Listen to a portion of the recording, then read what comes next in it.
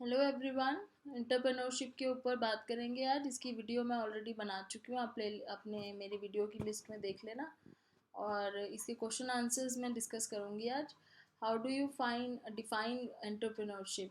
Entrepreneurship को कैसे define करेंगे? The capacity and willingness to develop, organise and manage a business venture along with any of its risk in order to make profit.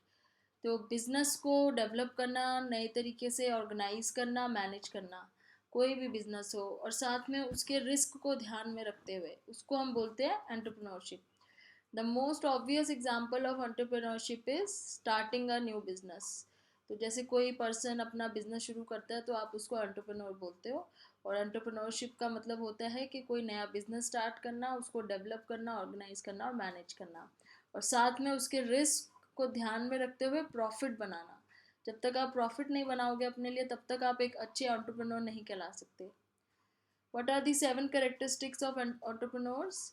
Seven characteristics of successful entrepreneurs are: self motivation. One of the most important trades of entrepreneurs is self motivation. मतलब अपने आप को motivated रखना हमेशा अपने goals को achieve करने के लिए। दूसरा है understand what you offer. As an entrepreneur you need to know what you offer and how it fits into the market. तो ये समझो कि आप अपने बिजनेस के थ्रू जो भी ऑफर करना चाहते हो कि वो कितना ज़रूरी है, क्या वो नीड है मार्केट का, क्या वो कस्टमर्स का नीड है आज के टाइम पे, क्या वो मार्केट को फिट होता है। तो वो बहुत ज़रूरी है समझना कि जो आपका प्रोडक्ट या सर्विस है जो आप ऑफर कर रहे हो, वो क्या चीज़ है। Take risk. रिस्क लेना आना चाहिए, क्योंकि एक नया बिजनेस शुरू करने में या एक बने बनाए बिजनेस को चेंज करने में बहुत सारे रिस्क इन्वॉल्व होते हैं, और रिस्क लेने की कैपेबिलिटी, कैपेसिटी दोनों होनी बहुत ज़रूरी है। Know how to network.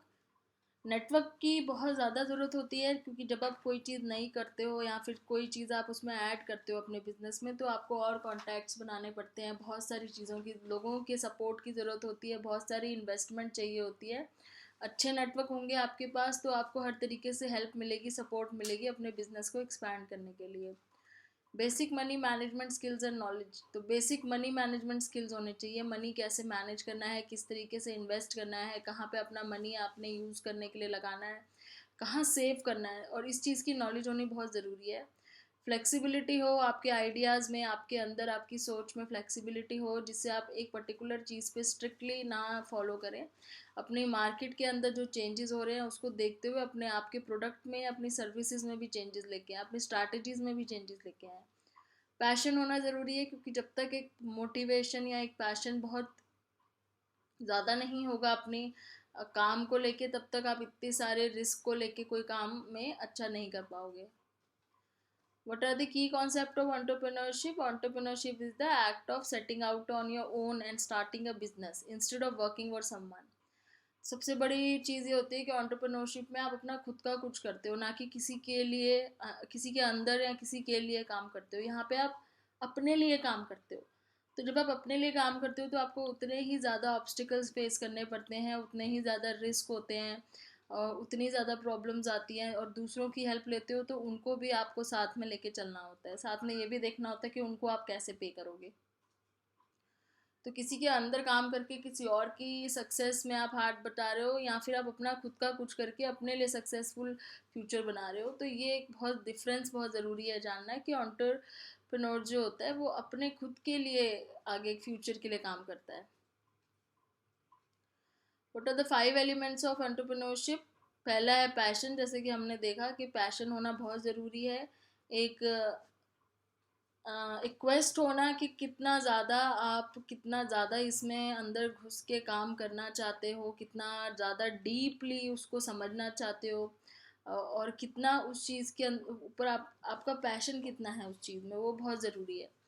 फिर है परजीवेरेंस। मतलब कि ज़्यादा देर तक आप ऑब्स्टिकल्स को ज़्यादा देर तक संभाल पाओ, ये ना हो कि कुछ ऑब्स्टिकल्स आए और आप उसी टाइम डर गए और आपने छोड़ दिया सब कुछ। लगे रहना, लड़ते रहना, ऑब्स्टिकल्स को हैंडल करना, सिचुएशंस को हैंडल करना, ये बहुत ज़रूरी है।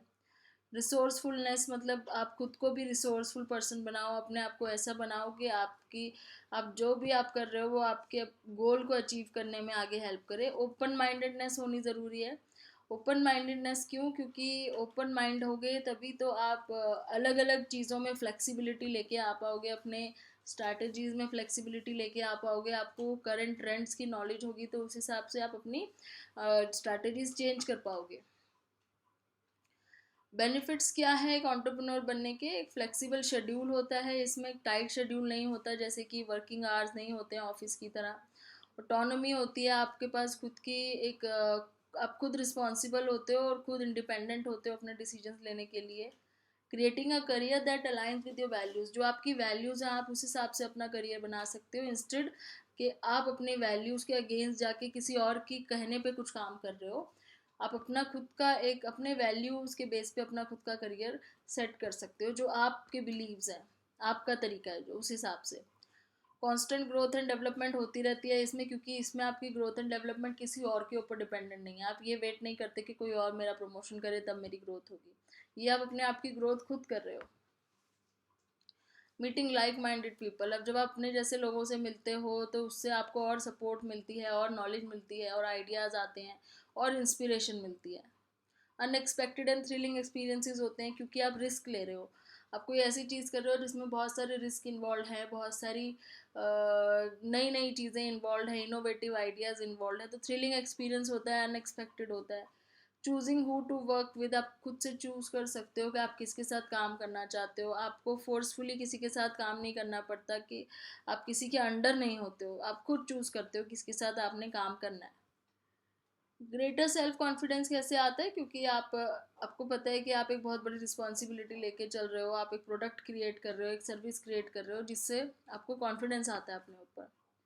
सोशल एंटरप्रेन्योरशिप भी हमने पढ़ा था बुक में कि वो क्या चीज़ होती है।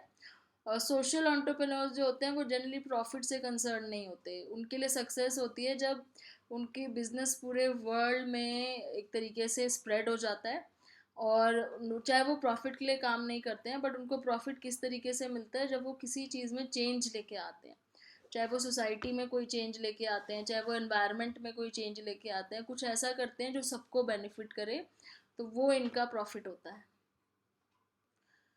डिसएडवांटेजेस हैं सोशल एंटरप्रेन्योरशिप में कि इनको सपोर्ट और फंडिंग की बहुत प्रॉब्लम होती है, क्योंकि इनका प्रॉपर कमर्शियल प्रोडक्ट नहीं होता है या कमर्शियल सर्विस नहीं होती है, तो इनको लोग इनमें इन्वेस्ट नहीं करते हैं, उन्हें लगता है कि कोई मॉनेटरी प्रॉफिट इतना होगा नहीं, ये तो सिर्फ एक एनवायरनमेंट के लिए, सोसाइटी के लिए काम कर रहे हैं, तो इनको सपोर्ट और फंडिंग की कमी होती है। हार्डवर्क बहुत ज़्यादा होता है इसमें।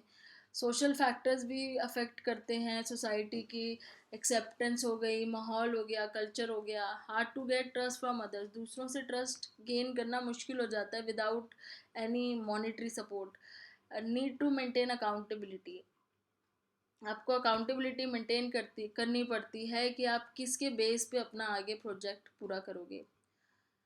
Who are the top social entrepreneurs, तो यहाँ पे ये कुछ नाम दिए हुए हैं, ये सारे टॉप सोशल एंटरप्रेन्योर्स के नाम हैं, जिनके बारे में आप बारी बारी जाके पढ़ सकते हो अगर आप और जानना चाहते हो कि इन्होंने क्या काम किया था और कैसे किया था। तो ये हमारे एंटरप्रेन्योरशिप के क्वेश्चन आंसर्स भी ख़त्म होते हैं। अब हमारा चैप्टर 1 टोटली फिनिश हो चुका है। नया चैप्टर के साथ हम नेक्स्ट वीडियो में मिलेंगे।